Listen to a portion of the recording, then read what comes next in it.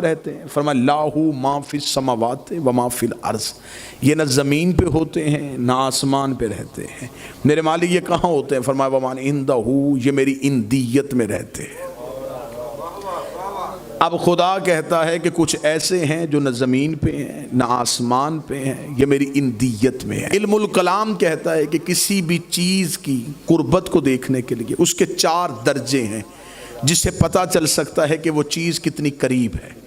مثلا اگر میں کہوں کہ اس مجمع میں مجھے دیکھنا ہے کہ قریب کتنے ہیں، تو یہ جتنا مجمع ہے میرا قریب ہے، لیکن جو علم الکلام میں اس کی 4 نہجیں ہیں۔ پہلی قرب، دوسری دنو، تیسری لدن، چوتھی اندیت۔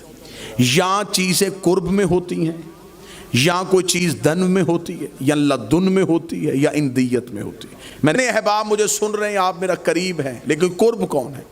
یہ جو احباب بالکل ممبر کے سامنے بیٹھے ہیں، یہ صرف قریب ہی نہیں، یہ قرب بھی ہیں۔ کیوں؟ ان کے اور میرے درمیان تیسرا کوئی نہیں۔ جن 2 کے درمیان تیسرا کوئی نہ ہو اسے قرب کہتے ہیں۔ اگر یہ مجھ تک پہنچنا چاہیں تو بغیر وسیلے کے پہنچیں گے۔ دوسری منزل کیا ہے؟ دوسری منزل ہے دنو۔ دنو کسے کہتے ہیں؟ اللہ قرآن میں کہتے ہیں جنت میں جنتی جو پھل کھاتے ہیں وہ ان کے مقام دنو پہ ہوتا ہے۔ یہ ہاتھ اٹھائیں گے پھل ہاتھ میں آ جائے گا۔ اس کا مطلب جہاں تک ہاتھ کی رسائی ہو اسے دنو کہتے ہیں۔ اس سے آگے ہے تیسری منزل، اسے کہتے ہیں لدن۔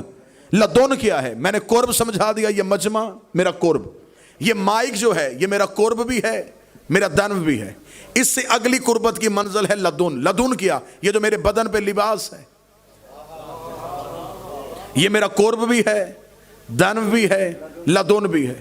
یہ میرے ساتھ ایسے جڑا ہوا ہے کہ میں بھی نہیں، اس سے جدا بھی نہیں، ہے بھی میرے ساتھ لیکن ذات کا حصہ بھی نہیں، ہے بھی میرے قریب۔ اب اس سے اگلی منزل ہے اندیت۔ اب یہ پڑھا لکھا مجمع ایک لمحے کے لیے سوچے گا کہ اس لباس سے آگے اور کیا چیز ہو سکتی ہے؟ لباس سے آگے تو صرف ذات ہی ہے، نہیں، لباس سے آگے بھی ایک چیز ہے جو اندیت میں ہے۔ یہ جو میں گفتگو آپ کے سامنے کر رہا ہوں، یہ جو لفظ میں آپ کے سامنے پڑھ رہا ہوں، یہ میں کہیں سے دیکھ کے نہیں پڑھا، کہیں سے سن کے نہیں پڑھا، یہ لفظ میرے اندر ہیں، اندر بھی ہیں اور نظر بھی نہیں آ رہے، اندر بھی ہیں اور دکھائی بھی نہیں دے رہے۔ کسی بڑے سے بڑے ماہر طب کو لے کے آؤ، اسے کہو میرے اندر کے لفظوں کو تلاش کرے، جو میرے خون کے ذرے دیکھ سکتا ہے، میری ہڈیوں کی تہیں دیکھ سکتا ہے، لیکن وہ میرے اندر چھپے ہوئے لفظ نہیں دیکھ سکتا۔ یہ اندر ہیں بھی اور نظر بھی نہیں آ رہے۔ میں ارادہ کرتا ہوں کہ اگلا لفظ میں یہ کہوں، ادھر میں ارادہ کرتا ہوں لفظ ظاہر ہو جاتا ہے۔ خدا نے کہا جاہلو انہیں مکے مدینے کی گلیوں میں تلاش نہ کرنا، یہ میری اندیت میں رہتے ہیں، میں ارادہ کرتا ہوں یہ ظاہر ہو جاتے ہیں۔ معصوم سے ایک بندے نے پوچھا مولا اللہ معبود ہے؟ فرمایا بے شک۔ اس نے کہا مولا اللہ معبود ہے تو معبود کی تعریف؟ فرمایا جو ایک لمحہ بھی بغیر عبادت کے نہ رہا ہو۔ مسجود؟ فرمایا جو ایک لمحہ بھی بغیر سجدے کے نہ رہا ہو۔